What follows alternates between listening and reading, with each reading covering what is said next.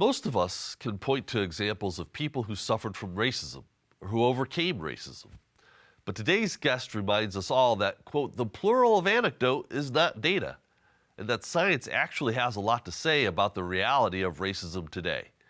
He's Professor Keon West this week on Story in the Public Square.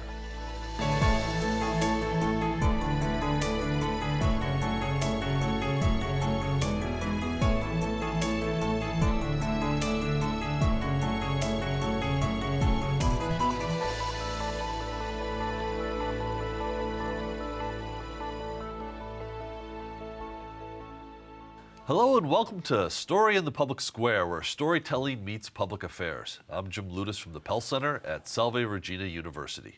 And I'm G. Wayne Miller, also with Salve's Pell Center. And our guest this week is scholar and author Keon West, a visiting professor at the London School of Economics. His new book is The Science of Racism, Everything You Need to Know But Probably Don't Yet. He's joining us today from London, England. Keon, thank you so much for being with us. Thank you so much for having me. I appreciate that. I mentioned, the book is incredibly thoughtful, timely, an important read. We're going to get into it in some depth, but do you want to give us a quick overview? Sure. So people often ask me why I wrote the book. And the reason why I wrote the book is because when we talk about racism, we kind of assume we're talking about it from one of two places. So we're either talking about it from an emotional place. So someone like me, I'm Black, in case people can't tell or people are just listening in. So I'm a Black person. And people write books from the perspective of, oh, this happened to me and I'm very sad about it, and I want to tell you about my feelings about it. Or we write about it from a political place. Either this is what I want to do from this side of the political aisle or that side of the political aisle. And what we don't do, strangely, is talk about it from a scientific, factual place. Not what I think, not what I believe, not what my politics are, but what does the science say about the facts about racism? And I thought that was strange because there are so many facts, and I thought it was time someone wrote them down, and so I did. Well, it's brilliant. You begin with a discussion of the scientific method. And for those of us who maybe don't remember what the scientific method is from our grade school days, do you want to remind folks at home what we're talking about with that? Sure. I would describe the scientific method as the best way of figuring out what's really going on in the real world. And in the early parts of the book, I talk about the ways in which we try to discuss racism and we fail. So, for example, some people think that they're proving racism exists when they say things like, oh, well, Black people in the US or the UK, both are true, are about twice as likely to be unemployed as white people. And they think that this is a discussion about the scientific evidence for racism.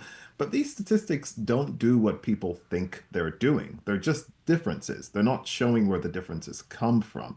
The scientific method is really useful for explaining where differences come from. And so I walk through how to design an experiment. I walk through what a control condition is. I walk through why you need people not to be aware of which part of the experiment, which condition of the experiment they're in. And I walk through how you'd conduct it to make sure you'd know that race and only race was the thing causing the differences that you see. And I think the great thing about the book, I know it's the science of racism, so racism is half of it, but it's also science. And once you get it, once you get how to do it with racism, you could do it with anything. You could do it with sexism, or you could do it with, vitamins. You could do it with testing whether vitamins cure your cold. This is science at its most basic. And when you understand how that works, I think it's a powerful tool for understanding everything. So why is science so important to the study of racism? What does it tell us that other disciplines don't? So I'm not sure if it tells us things that other disciplines don't. I think you could definitely read anecdotes about racism and get a sense of the kinds of racist things that could happen. But for me, what it is fundamentally is more convincing than all those other things. So if I were to tell someone, I went to a store and I was followed around the store and I feel like that was racism, that's just a feeling. And if I told you this and you didn't believe me, some people might gasp and say, oh, they didn't believe him. How cruel, how racist. But not really. Actually, it's just a story. It's a bit strange that I would expect you to believe me based on just a story.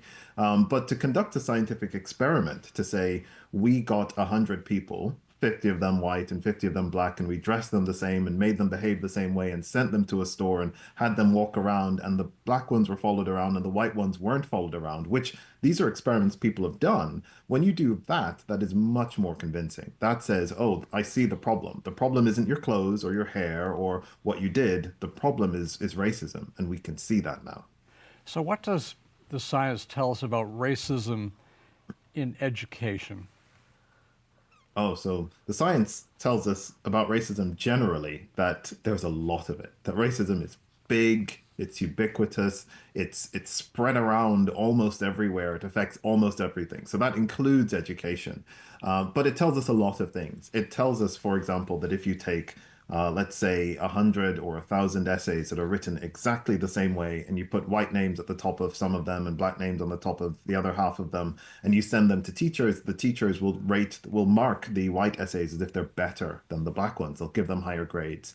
That if you go to teachers who are teaching children as young as 3 to 5, like really, really young children, and you tell them to look out for the children who are badly behaved or who are doing challenging things, even if all the children are behaving exactly the same way, if you put little eye tracking glasses on the teachers, which you can do if you're a psychologist and you have the budget, you'll notice that they stare at the black children, and in particular the black boys, even when no one is misbehaving.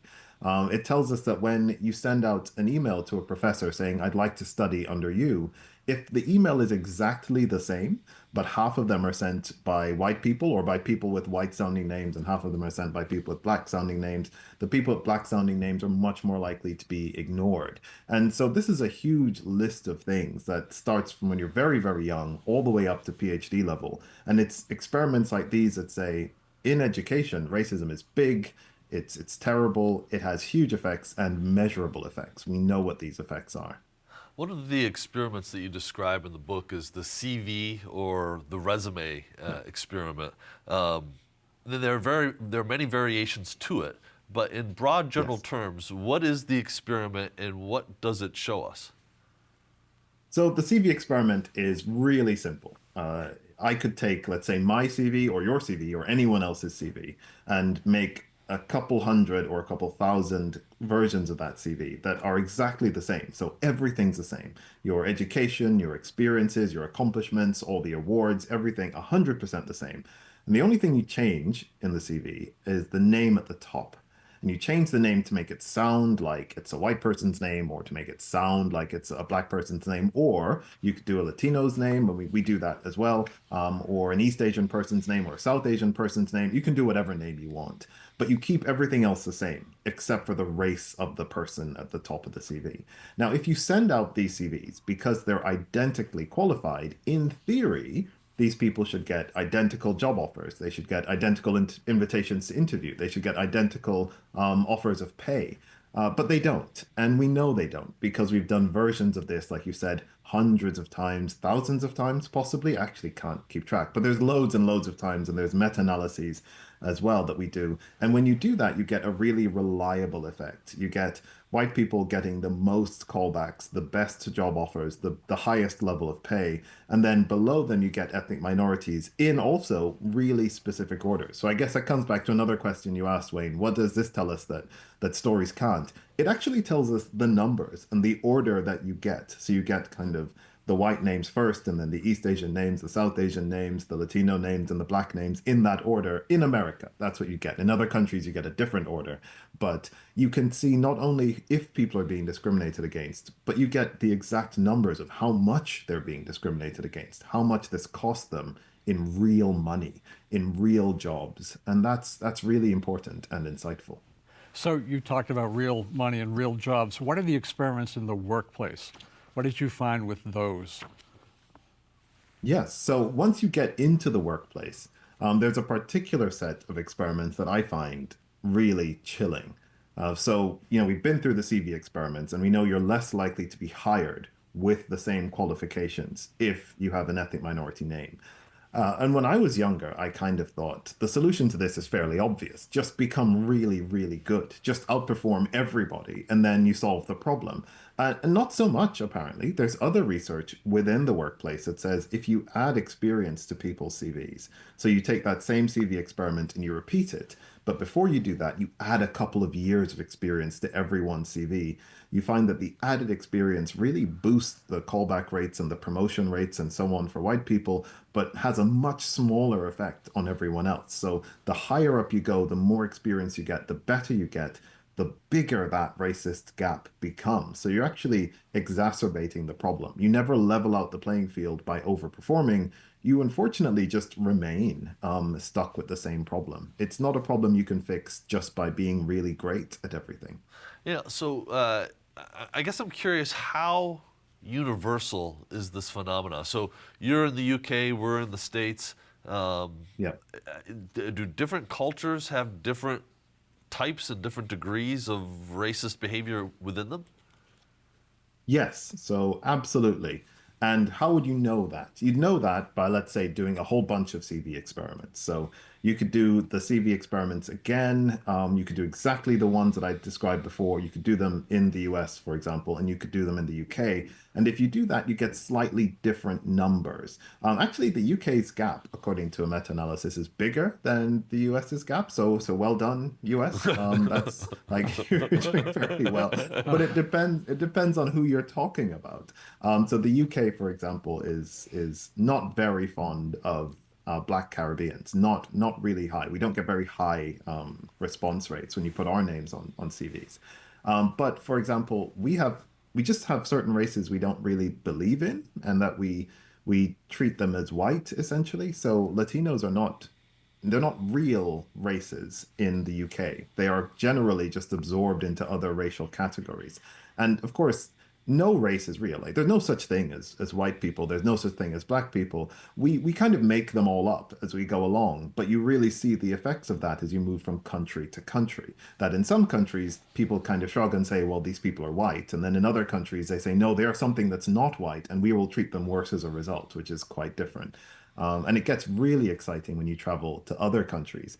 So in France, you get an interesting effect, in particular for North African names. They're not a huge fan of North Africans, but they're actually quite relatively nice to Afro-Caribbeans. Not as nice as they are to white French people, but nicer than they would be to North Africans. So depending on where you are, the numbers go up and down depending on different countries.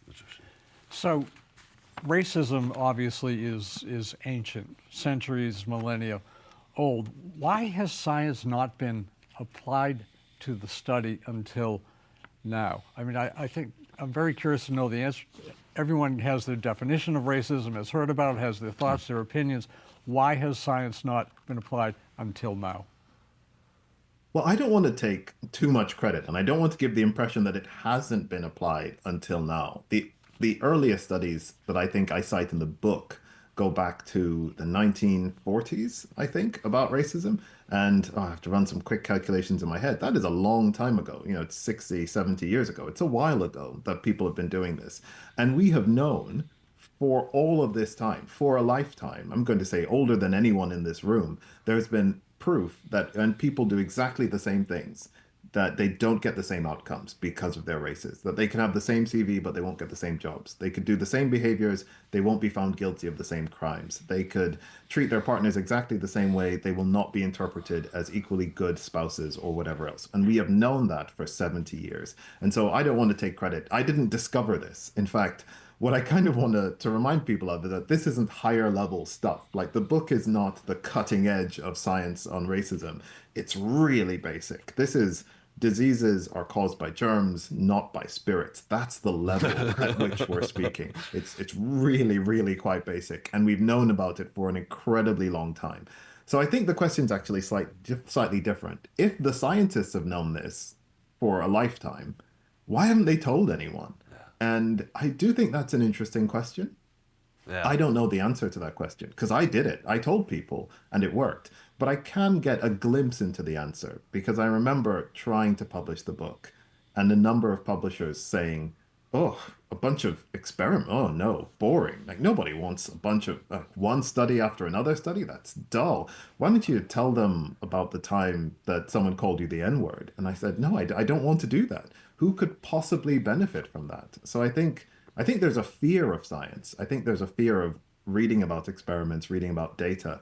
And what I hope I can show with the book is that these are interesting. These are fun. These are exciting. You don't need a story about the time someone shouted at me. You want to hear the data. Keon, I'm not blowing smoke here. Whoever that publisher was, they were just wrong because this is a really compelling read and a faster read than I expected when I initially thumbed through it. The chapters are well paced. You don't dwell on stuff. This is a really well written book. U.S. Supreme Court Justice John Roberts, when he wrote the opinion in a case that invalidated parts of the Voting Rights Act, said that, look, there's no such thing as racism in the United States anymore because we've elected our first black president. What does science say about that kind of argument? You note that the plural of anecdote is not data, which is something I'm going to be quoting forever.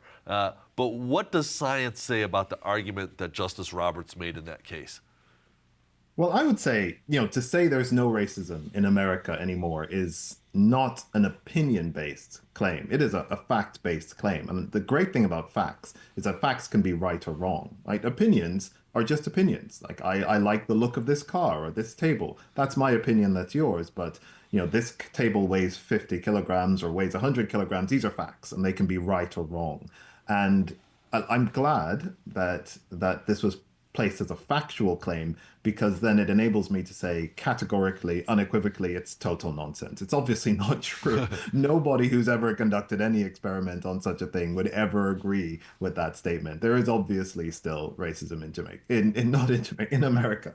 It is clearly the case that if you take any population in America and you show them newspaper articles written about exactly the same activity, but you change the name to make it sound like a white person or a black person or a Muslim person or whatever else it is, they'll get vastly different reactions. If you send people into the same spaces to do the same things, they will not be treated the same way. If you get them calling doctors' offices with the same symptoms, they won't be offered the same treatment. It's a ridiculous claim. And it's really kind of on the level of, I don't think smoking is dangerous because I've been smoking for 20 years and I'm fine. And we wouldn't accept that from someone. I think we'd all know that even if you would say, I've been smoking for 20 years and I'm fine, that doesn't prove anything about smoking. You need to do an experiment. You need your data. And I think it's interesting that we know better than that in some areas. We wouldn't accept it talking about smoking, but we do when we talk about racism. And I think that's a bit odd. And I also hope the book helps to change that conversation, to help us see how silly those kinds of statements are. So how do people come to these statements, these silly statements, these beliefs? Is it something you're born with? Is it the culture you're raised in, where you all of the above? Well, I think the scientific method was developed over a really long period of time, and a lot of people got it really wrong. So if you read some of the early works of people like Aristotle, some of the things I believe are just idiotic, and it's not fair. You can't go back in time and beat up on Aristotle because we've had the benefit of centuries of education and the refinement of the scientific method. But without it, we tend to fall into silly beliefs. And I can say that about people who say, well, there's no more racism in America. But I can also say this, and it gets much more sensitive, and for obvious reasons, about people who do make claims about racism. People often say, well, I know racism exists because I applied for a job that I felt I was qualified for and I didn't get it. And while I'm going to acknowledge that racism is real, we know that from the experiments, and that is a painful thing and an unfair thing to happen, that is not proof of racism. So this isn't one side having excellent knowledge of science and being able to explain it well and the other side being totally wrong. Whether people believe in racism or not, the way they explain it is bad, and it's really terrible. And I can see why they can't convince each other and why they can't agree. And what I hope the book allows us to do is to elevate the whole conversation. So no one's saying, I think racism is real because someone shouted at me, and no one says, I think it's not because I haven't seen anyone shout for a while, both of which are equally silly. Like, let's talk about how we can actually know racism exists so we can have a more useful conversation. there's so much in the book that we need a couple of hours to really unpack it fully with you. But in the United States right now, we're having a debate about diversity, equity, and inclusion programs, in part because our new president, Donald Trump, has said that the federal government will recognize DEI programs as discriminatory in and of themselves. Proponents say that those kinds of programs are necessary to counter racism that has long plagued American society. What does the science say about the value of those programs? And what are your thoughts about the Trump administration's efforts in this regard? Yes. So I would say, so where do I have to agree with the Trump administration? So what I'd have to say to agree with the Trump administration is pointing out that the value of some of these programs is questionable. So they don't all work. They're inconsistent. Some of them work, some of them don't seem to add a lot and do seem to cost a lot of money. So I do think that that's an important consideration. And I'm not the only person to point this out. There's been a lot of other research by really amazing, brilliantly qualified psychologists who've tracked, like, let's say, hundreds of companies over several decades to see what they've done with their diversity, equity, and inclusion and what the outcome is.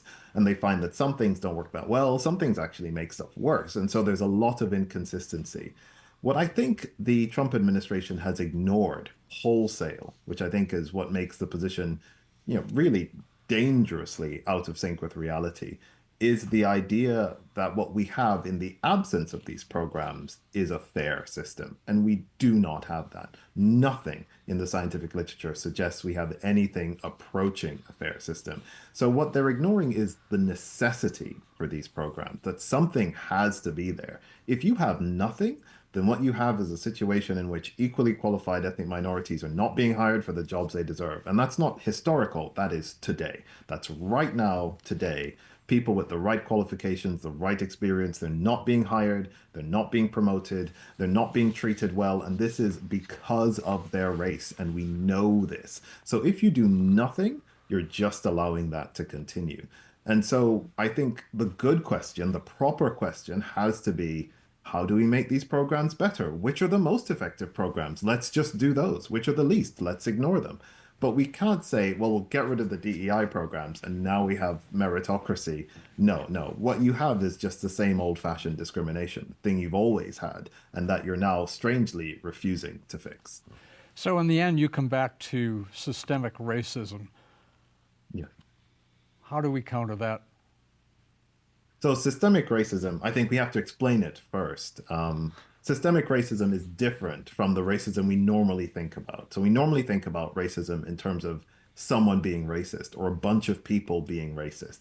So if you think about the CV study, it requires somebody, some human being, to do a racist thing, to look at a CV and for one reason or another, not call that person in, even though they're qualified. And they do that in reliable, predictable patterns. So they call white people more than they call black people or Indian people or Chinese people or whatever else. And we know that that happens. But systemic racism is different. It doesn't actually require anyone to be racist for it to work. It's just a matter of the rules that you put together. So if you, for example, knew something else about a group of people, so let's say, well, you know that this neighborhood has a lot of non-white people in it. Then you could create rules set up in such a way that you say, well, this neighborhood is going to be marked as an area of poor investment, and therefore nobody living in this area is going to be able to get a loan to buy a house, and that devalues the entire property market in that area. And that means that a whole group of people who happen to be mostly ethnic minority people don't make as much money. Now, you might be racist when you set up that rule, but nobody after you has to be racist. They just have to see the rules that you've drawn up, the lines you've drawn on the map, and they will continue to perpetuate that racism just because they're following the rules. Now, I described what is called redlining and what most people understand as redlining, but they don't understand why it's set up in a racist way. And you can do this with anything. You can put voting booths in some neighborhoods, but not other neighborhoods. And by doing so, nobody in the voting booth has to be racist. But still, some people are going to be able to vote and some people aren't. You can set up immigration laws to say that you're taking some paperwork but not other paperwork, and no one who works in the immigration office has to be racist. The rules just mean they'll end up taking in more white immigrants and fewer immigrants who aren't white. And so the thing about systemic racism is, even if you were to get rid of all the racism in everyone's hearts and everyone's minds, you make everyone perfectly non-racist, there's a whole bunch of racism that would just keep happening until you go back to the old maps and erase the red lines, until you change the rules about what paperwork you accept for immigration, until you redistribute the voting booths, because these are built into the system, not just into the people. You know, Keon, we've got about a minute left here. I'm curious if we can do it if we can do this justice in that short period of time. What can we as individuals do? What do we have to do to root out individual racism? You've got some recommendations in the book. Yeah. So if we're just going to talk about individual, not systemic racism, two things you can do really, really quickly. One, if you invest any energy into being colorblind, stop. It doesn't work. It takes up energy and it actually makes you more racist. There's a whole bunch of evidence about that in the book. But if you take nothing from this other than just stop being colorblind and walk away, that would be great, actually. You're already making progress. And thing number two, if you can recognize that you are less favorable towards a certain group of people, go and spend time with them. If it's Muslims, go visit a mosque, spend time, talk to them, have tea and cake afterwards, discuss life with them. If you don't like black people, go to the nearest black Baptist church, just spend time there, do whatever you want, just hang out and be someone in that space. Weirdly, even if you're not trying to be less racist, even if you're actively trying not to be less racist, just interacting with the people that you find so distasteful actually tends to make you like them more. So those would be my two very quick pieces of advice. If you do nothing else, I think those would work. It's a great place for us to leave it. Keon West, the book is The Science of Racism, and it's tremendous. That is all the time we have this week, but if you want to know more about Story in the Public Square, you can find us on social media or visit pellcenter.org, where you can always catch up on previous episodes.